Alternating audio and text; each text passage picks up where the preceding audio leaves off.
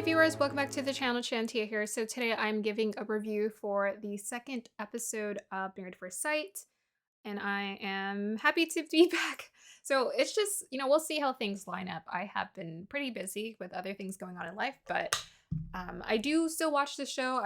I am very much entertained by this show, but I am not gonna lie, I'm not as invested this season because there are a lot of amazing projects that are opening up and happening in my life. So I'm putting my focus there, but I still do enjoy doing these reviews. Okay, so I'm going to pull out my phone just to look at the cast members because I'm still learning their names and it's only episode 2. So this episode, we had 2 weddings. So 2 weddings. By the way, let me just talk about Noy and Steve for a hot minute. We might do a deep dive. I might do a deep dive if I feel like it. Coming up soon about Noy and Steve. But Noy and Steve broke up, and I think a lot of us saw that coming from a mile away, primarily because Noy was not happy about the situation with Steve's job. And let's be honest, Steve was very vague about the job situation all the way up until the end. So the thing is, there's nothing wrong with being in the place of like looking for employment and finding yourself, but it's not the ideal time to do, especially in the beginning of a marriage and especially when you're just meeting someone because this person they have not seen what you can do. They can wait for that, but the thing is, she's at that point where she's ready to have kids now. And ideally for a woman at that age where you're ready to have kids, you want to be with someone who is solid in what they can provide and what they can do, not in how they behave. You might be a responsible human being with great communication skills, but if we don't see that you're able to contribute to the household right now I'm thinking, okay, I have to wait to have kids. These are just practical things that go into play. And so I think a lot of men get sometimes they get upset because they're like, okay, but why do women care about the 6 figures? It's not about the 6 figures. It's just, are you ready to provide for your family so that where her body is at that point in time where she's just ready to settle down. She's ready to explore having a family with someone and move on into that maturing experience. And then on top of that, women do mature emotionally quicker than men. So they're ready sooner and their bodies are most definitely ready sooner. So the waiting period it's up to you as a woman to do that for a partner. I just believe if you're single, align yourself with your desires energetically to manifest that partner right then and there that you're ready for. Not for someone you have to raise or wait for. To me, those are just qualities. To me, I don't have to question it. I'm like, whether this is something worth waiting for, I'm not gonna wait because I don't need to wait.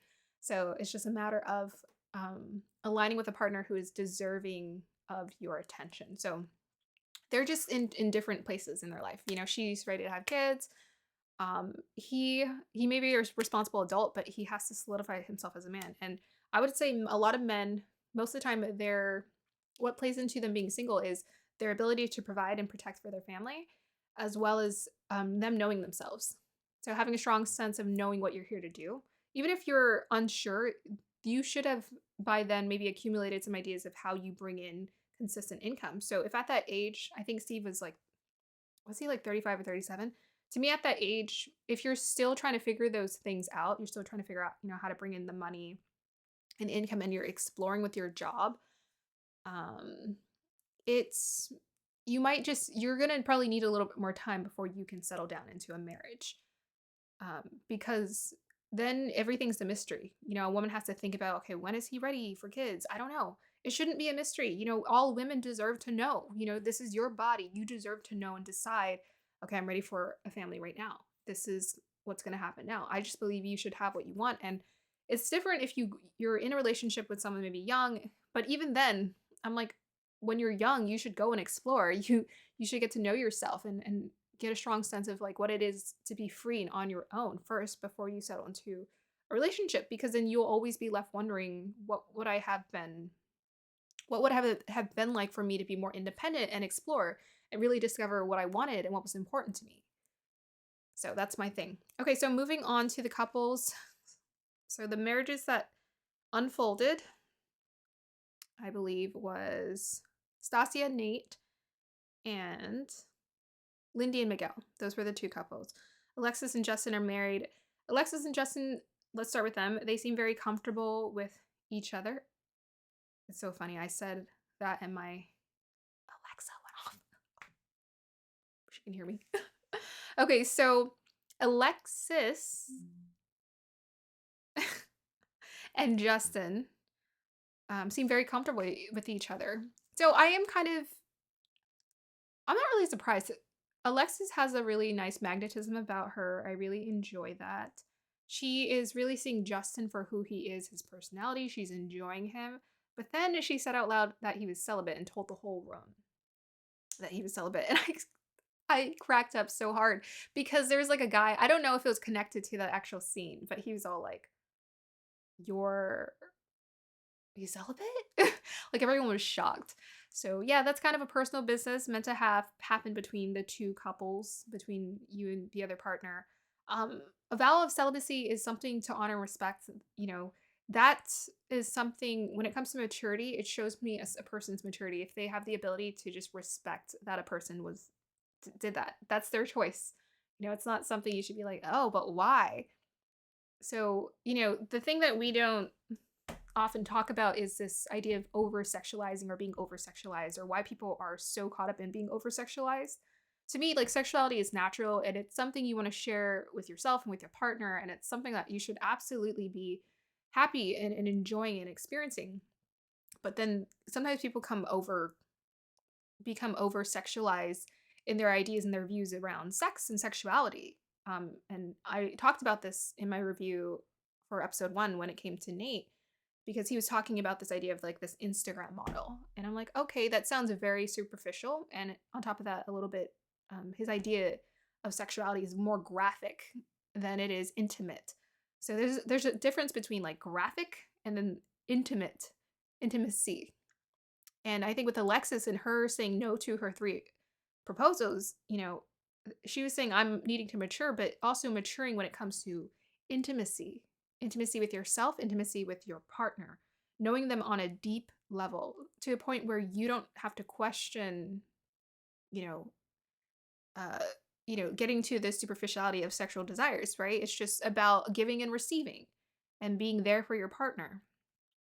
So I think they're really cute together. I think they have a really nice vibe together. I'm really liking how the chemistry is unfolding.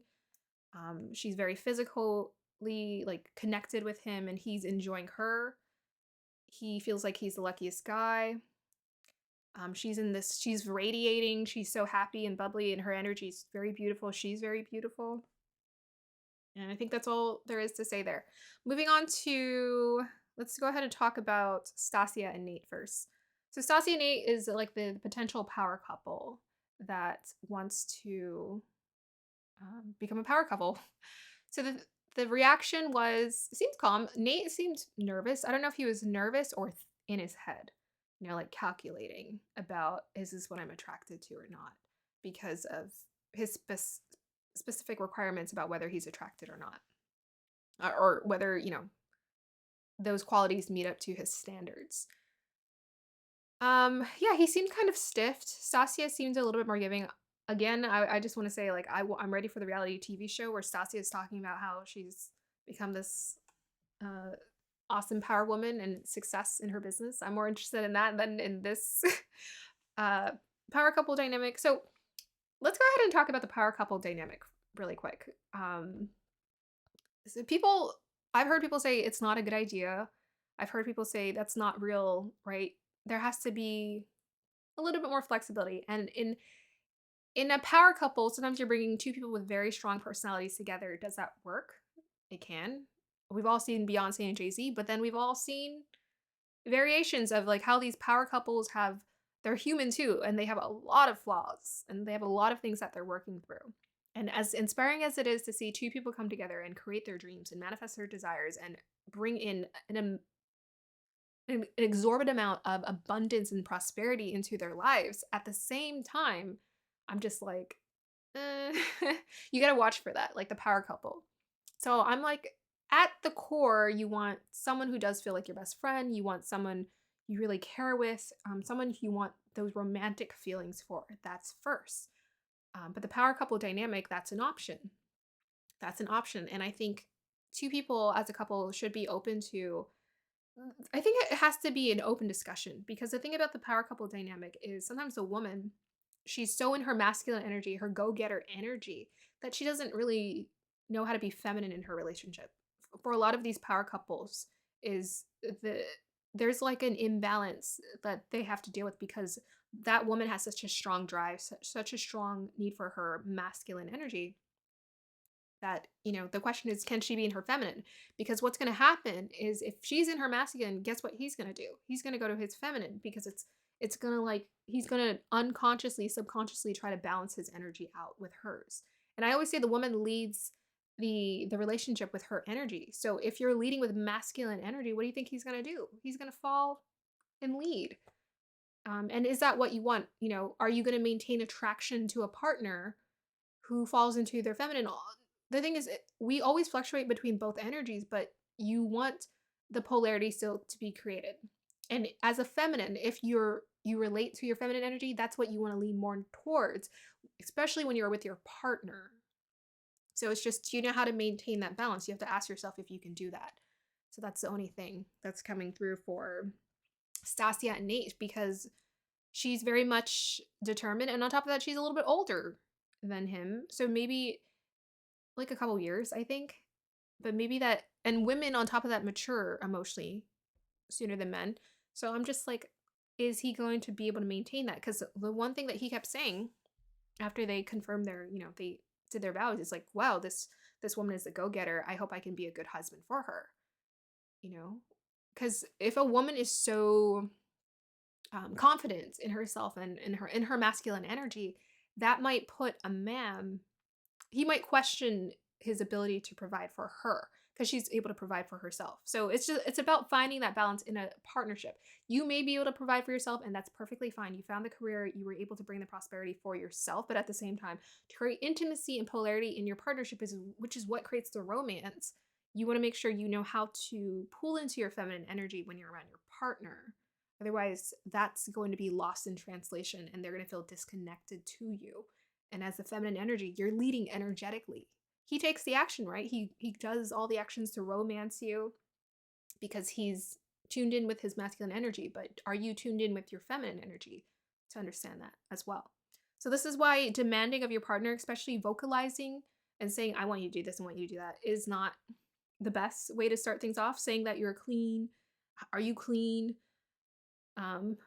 Lead with your energy more than your words, because sometimes we say way too many things and I'm like, we figure it out. Like, first of all, you want to lead with your energy, but second of all, you want to be open to really getting to know someone at their core, not these, surface qualities that can change and can be learned, new behaviors that can be learned, new habits that can be learned. And he admitted that multiple times that he has some habits that can be improved on, but he hopes that she'll accept him anyways. So that's the dynamic between Nate and Stasia that's playing out. There seems to be a genuine attraction. Overall, he was coming off kind of stiff and maybe a little bit nervous at the wedding. And I just want to re-emphasize this. Sometimes men who aren't really confident, they overcompensate by pretending to be.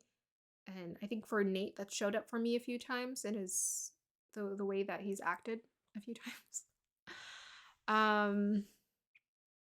Stasia, there's a femininity about her. I like the way she carries herself, and I like the way that she talks, and she has a very sweet voice as well, which I think makes her innately quite feminine.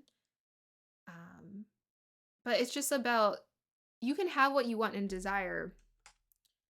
It's just lean into your feminine so he can come towards you, right? So, let's be honest, the masculine energy wants to penetrate the feminine if they don't have anything to penetrate. This sounds weird, but if they don't feel that, they can't really come towards you. That's my only advice for Stasia and Nate. Other than that, they look really cute together. Physically, I feel like they're a match for one another. They look like they would be realistically like a really cute couple. And I'm curious to see how things are going to unfold between the two of them. Okay, so let's move on to the other couple, which is Lindy and Miguel. And the final couple is, well, I guess we'll talk about the other couples too. So let's talk about Lindy and Miguel. Lindy and Miguel met each other and it was really cute. So the one thing that came out of Lindy's mouth was that, oh my gosh, what if he's the most amazing person? That's a possibility. But what if he's the most toxic person ever, too? So the fact that she said that is a concern because that means that's what's available in her energy. That's what's available in her thoughts is she's thinking about the possibility of this person being toxic because she's probably experienced that in her past. Yeah, kind of a concern there. Her father wasn't supportive of her choice. Her mother was, and her brother was, who walked her down the aisle. What happens? Okay, so she walked down the aisle, her and Miguel met. They look like they'd be a very attractive couple together, the two of them. They have very nice features. You know, they're the type of couple I'm like, I want to see you have babies because I want to see what these babies are gonna look like. Because you guys are gonna have some really cute babies. So both of them are doctors. He looked kind of quiet. Lindy is kind of talking a lot. Miguel's more quiet, he seems more introspective, a little bit reserved. He has his quirks that come out. He seems like naturally confident without really trying to be confident. Um and yeah, so they met at the altar. It was cute. Her energy, her response to him seemed a little bit lackluster. I don't know if that's how she was feeling towards him, but it seemed a little lackluster. Like, oh, okay, here I am. Then when they were sitting together, one of the first things he says, he starts talking about D&D. And I gotta say, Miguel, you know, you really start to see why people are single sometimes because is that how you want to romance your future wife or your wife is by talking about D&D the first conversation? Make it about her. How are you? How are you feeling? How are you doing? Wow, you're so beautiful. You look so confident. You're a doctor? Why don't you tell me more? You know? But he started talking about D&D and the dice and it's just there's a disconnect. You know, let her lean into that conversation. Like make it fun. But the first thing he wanted to let her know was that he was into D&D and I'm just like that would not be my first conversation. It would be about you and like how do we connect in life? But maybe he was just feeling nervous. So I'm getting a sense for a little bit of awkwardness from him. Like the nerdiness is like real. It's real. It's like sometimes people don't know how to behave. Like they don't realize that you know, he may be a romantic and he's looking for his Disney princess, but he doesn't know how to act like a Disney prince kind of thing. So it's like I was talking about why do people commit infidelity? Why do they cheat? It's because there's something lacking in the relationship. And I think maybe he lacks reading the signals sometimes with his partners, his people. He lacks really seeing them. And this is a lot of times why infidelity happens. It's like you're not seeing your partner. They don't feel seen by you. And I know that doesn't justify what they do, but at the same time, they don't feel seen by you. Someone doesn't feel seen.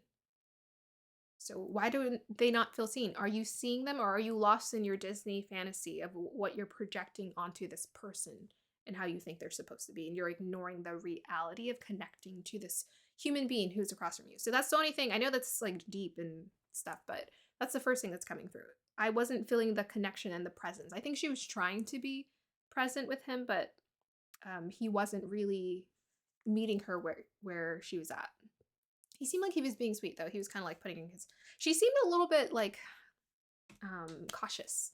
So that's the first thing impression I'm getting from her. She feels cautious around him because he was kind of touching her hand but being very gentle because I feel like he reads energy, like he's very sensitive and he can read when people don't want to be touched, but I do also think he gets lost in his own world too and forgets like how he is coming off. Yeah. So that's like the only thing I think I have to add about Lindy and Miguel. They seem really cute together, but we have still so much to learn about the couples and how everything is going to pan out. Let me know in the comment section down below if you guys have any opinions about this episode. So moving on to the last couples, we'll talk about them because they showed up. So Morgan and Ben had to postpone their wedding because Ben got COVID. And then Kristen and Mitch, Kristen turned into a groomzilla, right?